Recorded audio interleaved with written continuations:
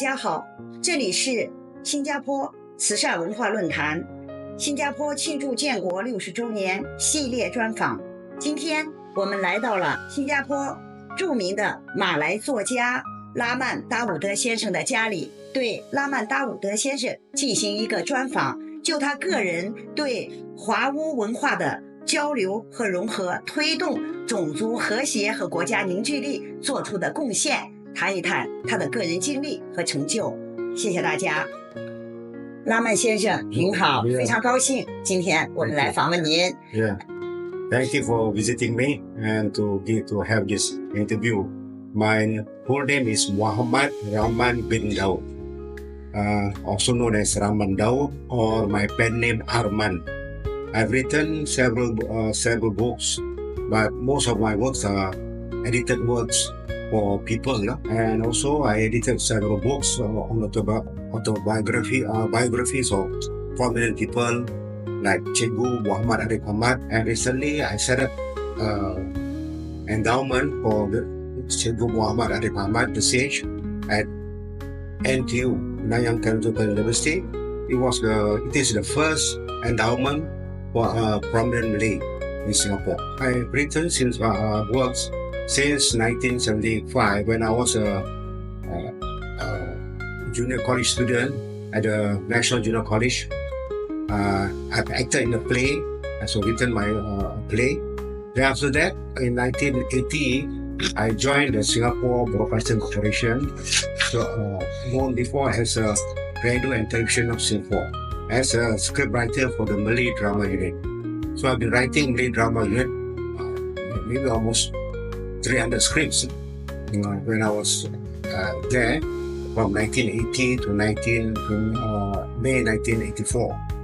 So after that, I was asked to be a representative for the Malay community in the Drama Advisory Committee of the Ministry of Culture.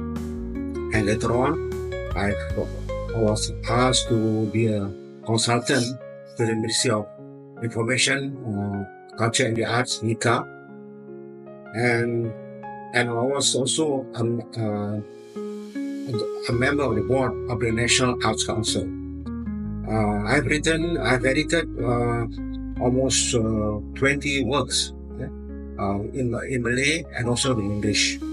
And I've helped several writers, several people to help them, to spur them in writing.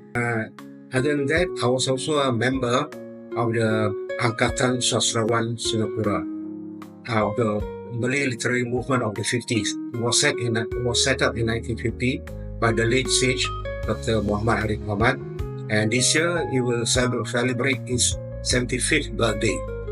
So 75th birthday together with the Singapore SG60. So we have a grand bash. Other than that, I also have several organizations such as the Prophet Muhammad Birthday Celebration Organization. This is a scholarship body, but recently, it helped us to have this endowment, to set up this endowment for the late sage Dr. Muhammad Arif Ahmad. And I also a member of the Malay Language Council of Singapore.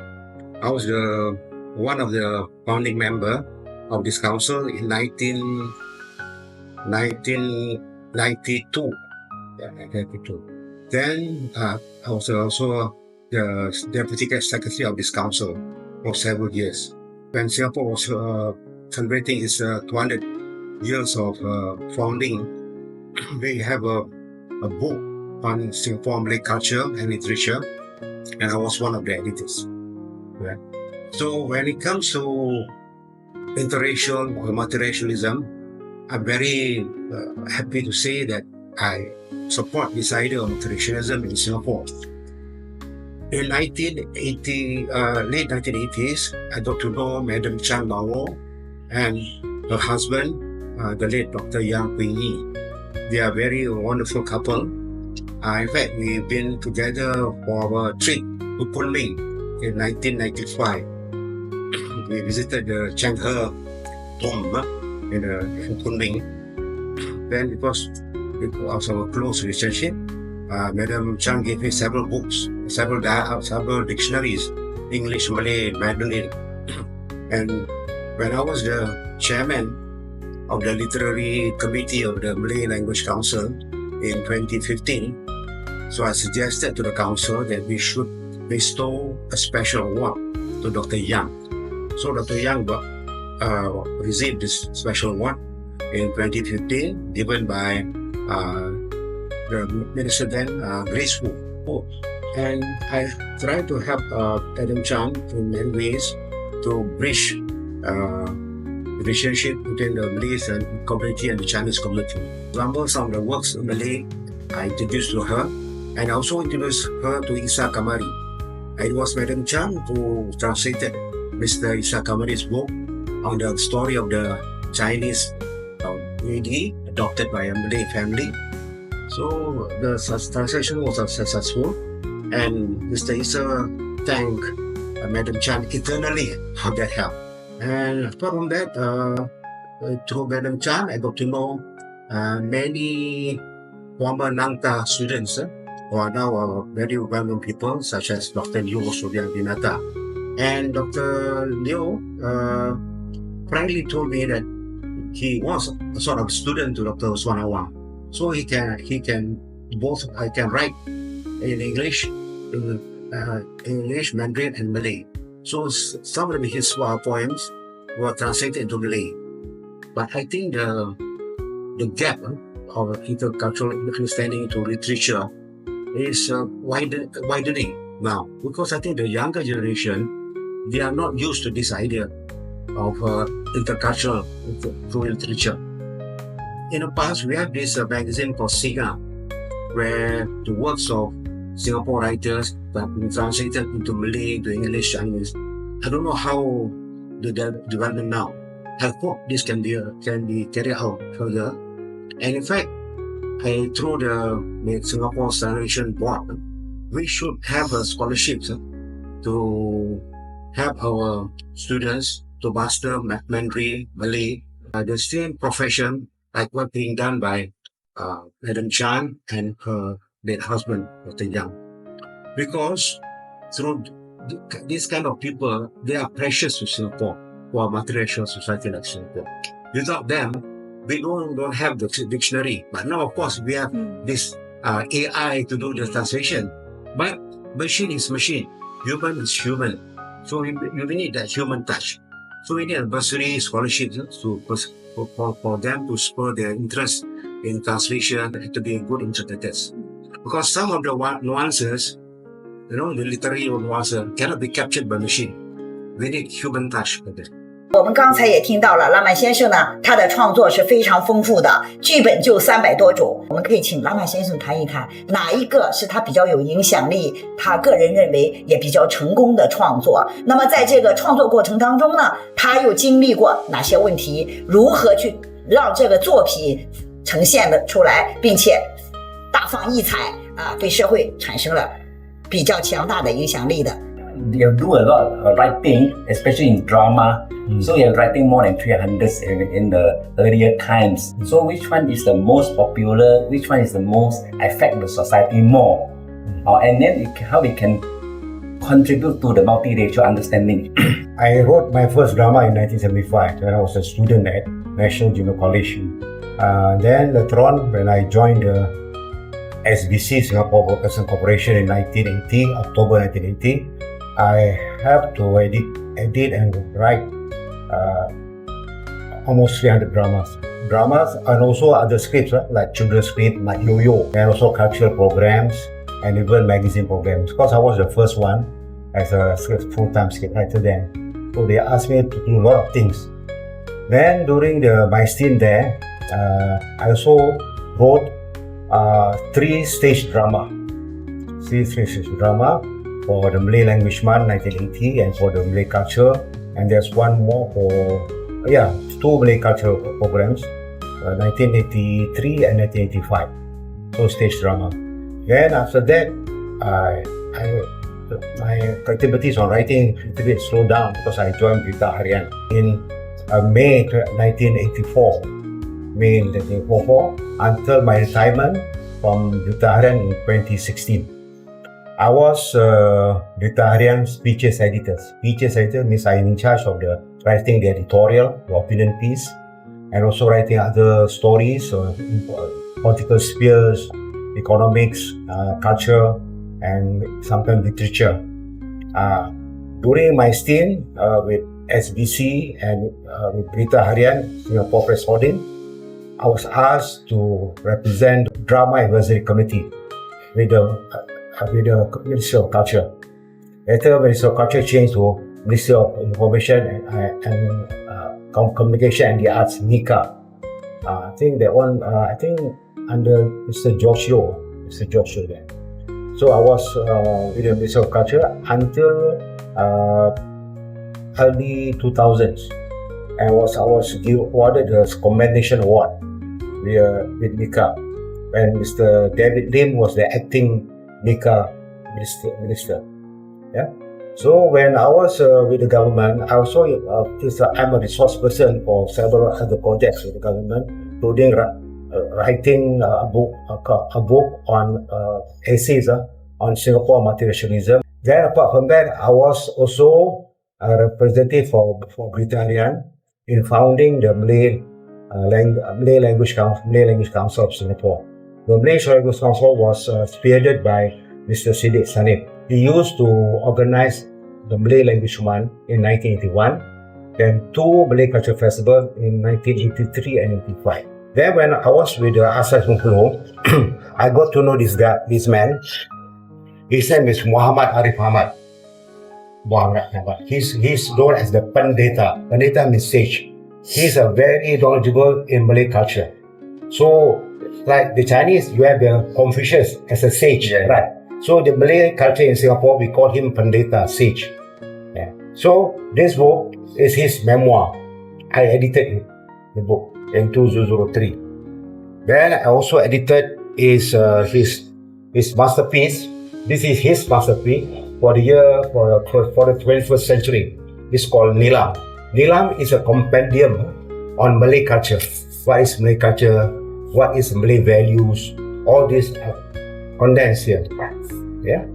Then I also, with my friends, I set up an endowment, the Nanyang Technological University, NIE, National Institute of Education, and Nanyang Technological University, called Dr. Wahamad Arif Ahmad Malay Studies Endowment. Okay. Then this book was launched recently. I was one of the editors of the book. And also during my active days, I was asked to be a chairman of this exhibition for Sarah in 2006. This exhibition was held by the National Library Board. This book traces how the Malay derived their alphabets. I also helped in producing several other books on the Malay. I was asked also to represent Singapore in several regional conferences. Yeah? And that's about all. I cannot say much more to show off myself. That's not yet. It is unrelated. 我们听到拉曼先生的讲解非常的丰富，工作经历确实对促进华国文化的交流和融合做出了巨大的贡献。那么拉曼先生呢，现在已经退休了。那么我们也想请拉曼先生谈谈他退休以后的生活。在退休以后，他是不是继续他为华文文化工作、文学交流这些做着他应该做的事情？ So after my retirement in 2016, I was very busy with setting up the endowment. And because the endowment requires us to raise fund of 2.5 million. 2.5 million is a lot of money. Yes. So I have to meet several people. Among them, I met up with the former president, Mr. S.R. Nathan. So Mr. S.R. Nathan asked me, how can I help you? I said, I wish to have this endowment to be set up. He's such an important person for Singapore. So Mr. Nathan agreed. Then Mr. Nathan asked me, how old is Cikgu Arif? I said, the same year that you were born, 1984. Then he exclaimed, "Hey, we are going, man!" So he wanted to endowment to be set up as soon as possible. So he spoke to the president of NTU, asked to speed up the endowment. We have the first presentation of scholarships, and Mr.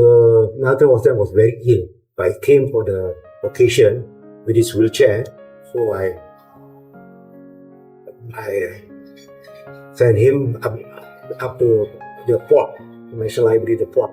Over there we have a gathering for presentation, and he gave away the prizes. He was very sick, and he gave away the prizes. It was very touching. Then he passed away sometime in August, I think. Later on, he passed away. So, with the endowment, once we have the endowment in 2022, President Halima officiated at the library of the National Institute of Education. So it was officiated. Then last year, we have the first speaker for the endowment who give a public speech. So I think I've done that with the endowment. And also, I'm getting people to write for this book, which is not easy. It took us almost 2 years. And also, I have to help this religious rehabilitation group, RRG.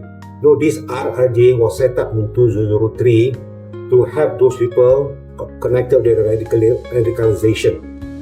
So there's a book written in English.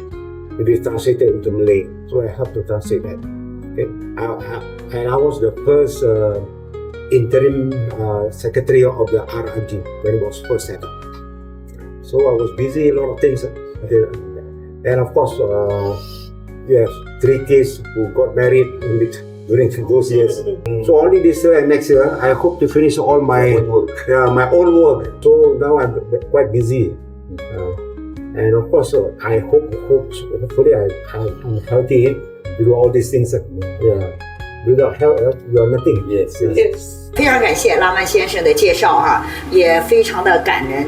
他对这个马来文化的贡献，包括对马来文化和华族文化这种交流的推动，确实是做出了很大的贡献。那么拉曼先生在这一生的经历当中呢，做了这么多工作，那么他有一些什么建议，或者更好的能去推动华文文化的交流和国家这种种族之间的融合？谢谢。 Frankly, I would say that I've done little for the multicultural understanding. We can do more than that. Moving forward, I hope we should do something to revive this multicultural understanding. The problem is that we tend to be dominated by this English environment, no? So people speak English. Even in the Malay community, we have problem for the young. We speak mostly in English. And they speak mostly English, they forget about their mother tongue. In fact, during my times, we have no problem tackling English. We don't go for tuition. But today, for the Malay children, they have to go to tuition for their own mother tongue, which is very unfortunate. Because you don't appreciate your own mother tongue, your own language. So this is a problem. So we have to tackle that first.